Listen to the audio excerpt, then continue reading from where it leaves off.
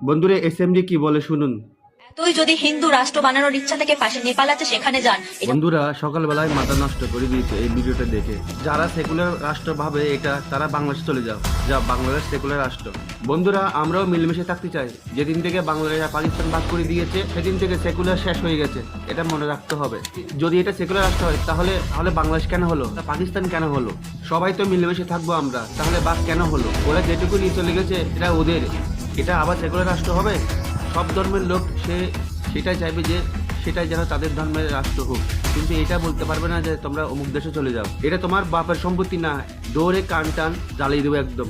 এটা আদি অন্ত থেকে এটাই হিন্দি রাষ্ট্র ছিল, থাকবে। এটা সেকুলার করেছিল কংগ্রেসরা, একটা ইমার্জেন্সি জারি করে দিয়ে এটা সেকুলার রাষ্ট্র করে দিয়েছে কংগ্রেসরা।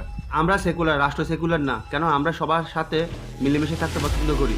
আমরা একে অপরের বিপদে ঝাঁপিয়ে পড়ি।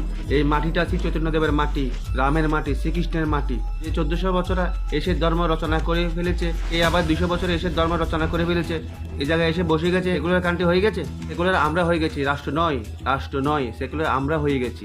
রাষ্ট্র হিন্দু আছে, হিন্দু থাকবে আদি অনন্ত পর্যন্ত।